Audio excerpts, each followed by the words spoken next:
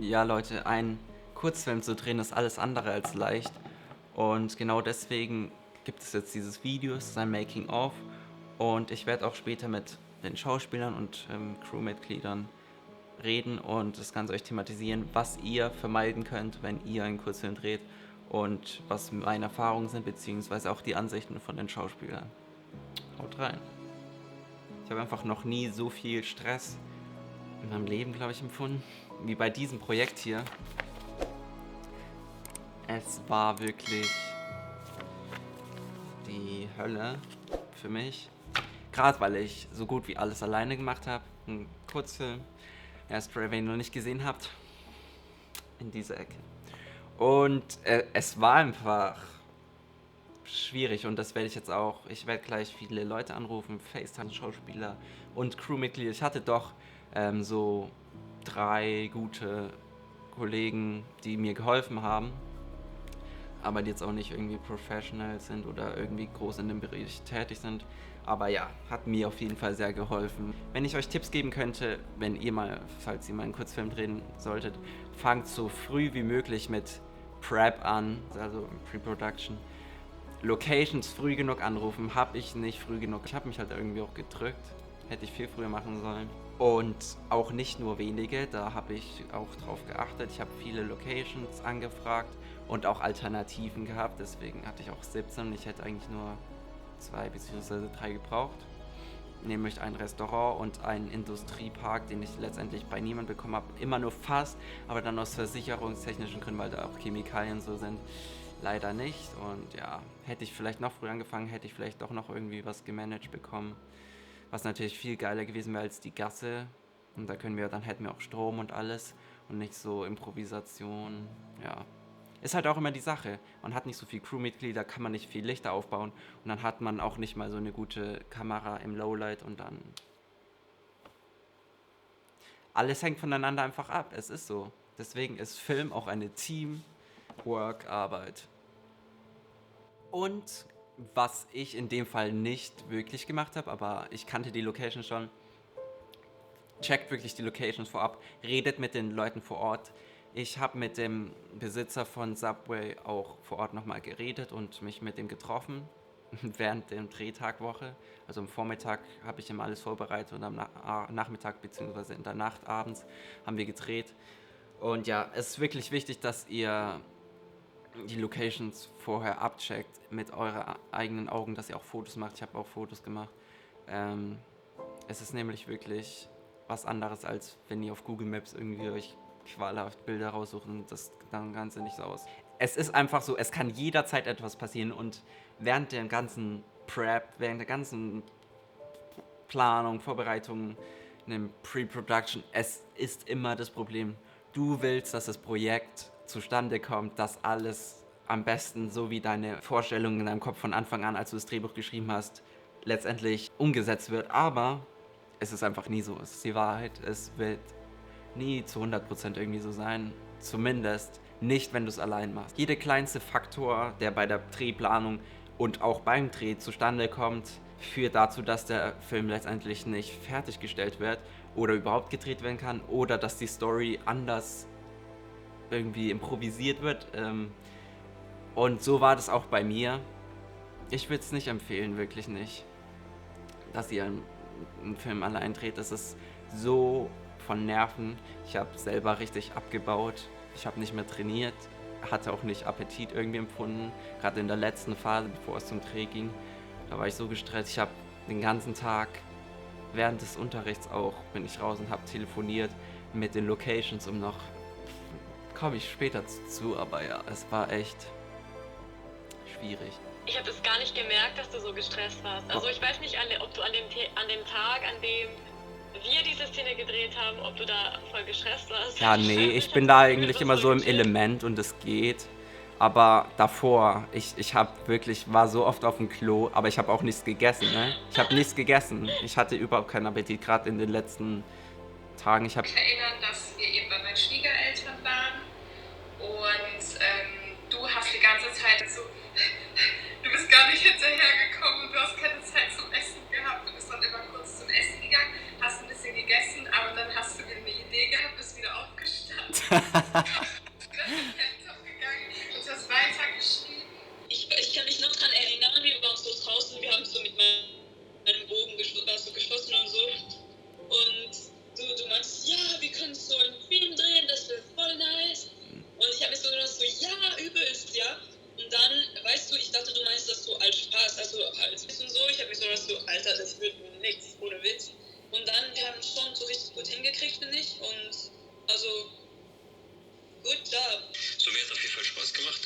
War auch angenehm mit dir so, das so zu drehen. Warst auch geduldig mit uns, muss ich schon sagen. Ich musste ja aus verschiedenen Klassen und verschiedenen Zweigen und noch Instrumentalunterricht und die Studenten. Übel stressig. Ja, ich habe eine ganze Woche oder so an einem Stundenplan sozusagen, also im Drehplan gearbeitet, an welchen Tag ich wen mache und dann noch abhängig von der Location, weil ich konnte auch nicht jederzeit die Location haben, dann brauchten wir noch ein Auto, also mehrere Autos eigentlich, 2 mindestens, und Ja. war halt echt. Ja, eben. Wir haben darüber, ich weiß auch gar nicht mehr, wann das genau war, Anfang Januar, dann werden doch die ganze Zeit darüber geredet, wo du die Utensilien herbekommst, die du brauchst.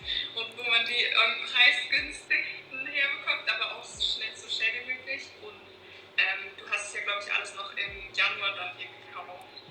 Mhm. Und auch ausgemacht mit den, als ihr dann gedreht habt im Subway zum Beispiel. Ja, Die habe ich auch viel zu spät angefangen zu ja, fragen. aber auch allein, dass ihr da dann gedreht habt, das wäre ja gar nicht möglich gewesen, als der Lockdown noch angefangen hat. Ja, das war echt Glück.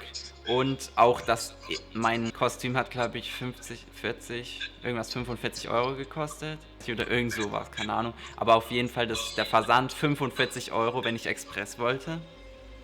Damit es noch rechtzeitig kommt, halt nicht statt ungewiss 4 Wochen, dass es dann halt in 1 bis 2 Wochen kommt.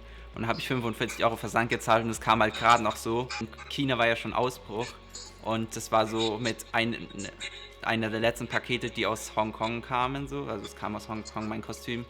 Und ich habe es dann wirklich noch erhalten, so rechtzeitig, weil hätte ich das nicht Express gezahlt oder später bestellt, weil später in den Nachrichten stand irgendwie, dass keine Pakete mehr angenommen werden. So. Und ja, richtig Glück. Jo Moritz, Hauptdarsteller von Astray. Du hast mir auch gesagt, du warst krank kurz vorher. Ja, Erinnerst du dich noch? Krass. Ich glaube, die Schattierung im Raum hat viel ausgemacht in dem Fall. Also meinst du, dass mein Licht das nochmal ein bisschen vermildert hat, deinen Status des Fitnessstadiums? Ich glaube, das war schon relativ gut gemacht. Weil, wie gesagt, ich war nicht so gut in Form und da hilft so alles, was man irgendwie kriegen kann. Außerdem bei den Kampfszenen, Genau, da hattest du ja auch mit Dieter mal trainiert, ne? das hätte ich mit Dieter professioneller gestalten sollen. Wir hätten uns da wirklich, also wir haben schon zusammen trainiert, aber wir hätten uns theoretisch einfach mal genau damit beschäftigen sollen. Außer Dieter sind wir alle nicht professionelle Kampfsportler praktisch, Ja. weil die und alles. Aber also zumindest Aurelie und ich hätten da was mehr einüben sollen. Ich fand schlecht, dass wir da improvisiert haben. Eigentlich wollten wir ja nicht in der dunklen Gasse drehen, da war nämlich so wenig Licht und die Kamera, bei wenig Licht, ja, es war dann einfach alles so von meiner Seite filmtechnisch und dann wollten wir einfach noch die Szene runterkriegen, ja. Also Hauptsache, wir kriegen das noch irgendwie hin, dann wollten wir ja auch gehen, weil wir konnten ja auch zu lange drehen. Und es war halt, die letzte Szene war so einfach gequetscht noch irgendwie so rein. Was genau hast du für eine Kampfsportart früher gemacht? Wenn du vielleicht was dazu sagen kannst. Ich habe mit Jiu-Jitsu angefangen. Mit was? Mein Cousin nicht. Jiu-Jitsu. Jiu-Jitsu. Ja, also die japanische Kampfsportart, aber eher Selbstverteidigung. Okay. Und dann habe ich noch mit Boxen weitergemacht, beziehungsweise parallel zu Jiu-Jitsu Boxen. Und dann hin und wieder habe ich hier und da noch was anderes ausprobiert. Thai-Boxen, Wing Chun, genau. Und so Sachen. Mal beim Taekwondo-Training und so weiter. Genau, in der letzten Szene hast du ja auch so einen richtig High-Kick gemacht. Von welcher Sportart kommt es jetzt, dass du so krass dein Bein so hoch bekommst bis an die Decke? Ja, das ist erstmal Übung von viel, wie ist das hier, Spagattraining. Aber das kann man Kickboxen oder Thai-Boxen. Okay. Angie, du hast ja ziemlich knapp oder kurzfristig auch die Rolle von Seramis übernommen. Wie hast du das empfunden? Sehr. Ja, es ist ja sehr, sehr kurzfristig. Ich glaube, das waren so, keine Ahnung, eine halbe Stunde bevor es losging. Wurde For ich real? gefragt. Ja, for real. Was? Ich hab Dann dir doch warst du, geschrieben, hast oder du nicht? Zeit? Mhm. Ja, ich wusste schon, dass ich mitspielen werde, aber vor Nicht Ort wann, dann, oder was? genau, ich wusste noch Okay. nicht genau wann. Und, und wir sollten ja auch recht frei sprechen. Aber es sollte halt recht natürlich sein und daher sollten wir uns das selber überlegen. Es war alles sehr spontan, aber ich finde sowas immer cool und ich finde es nice, wenn irgendwie Videos gedreht werden oder wenn man da dabei sein kann und auch sich selber mal ausprobieren kann. Und von daher war es für mich eher so wie so eine Challenge und wenn man irgendwie behilflich sein kann bei einem Projekt, dann bin ich da gerne sofort dabei. Ab und zu war es ein bisschen nervig, wenn wir die Szenen so, keine Ahnung, 10-mal so nochmal so vom Anfang filmen mussten oder so. Aber sonst fand ich das irgendwie, ja, ich fand das schon nice. Und ja, also ich hatte eben diese Hochschulen an da. Das war halt richtig scheiße zum Laufen, aber sonst, ja, also Ich finde jetzt im Nachhinein auch, oder ich habe es auch im Laufe der Story gemerkt, dass die Story halt voll kompliziert ist. Für einen Kurzfilm macht man immer was Einfaches und Kurzes, aber ich habe ja auch noch diese Intrigen oder wie man es auch nennen will, dass man halt nicht weiß, ach, das ist die Person und so.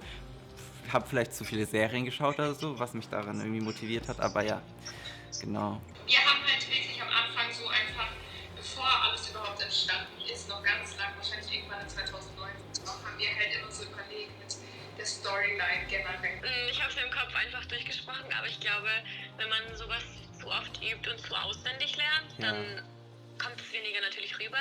Ich muss sagen, jetzt im Nachhinein habe ich das Video gesehen, nicht mal so, Mann, was habe ich da geredet? Aber ja, was ich cool fand, ist auch, wenn man die Leute, mit denen man dreht, dass man die kennt, weil es ist dann nicht komisch oder cringe und du weißt, wie du interagieren kannst zusammen. Und weil es halt doch recht spontan war, wir haben uns dann spontan überlegt, was wir genau sagen und wer was dann einwirft und so.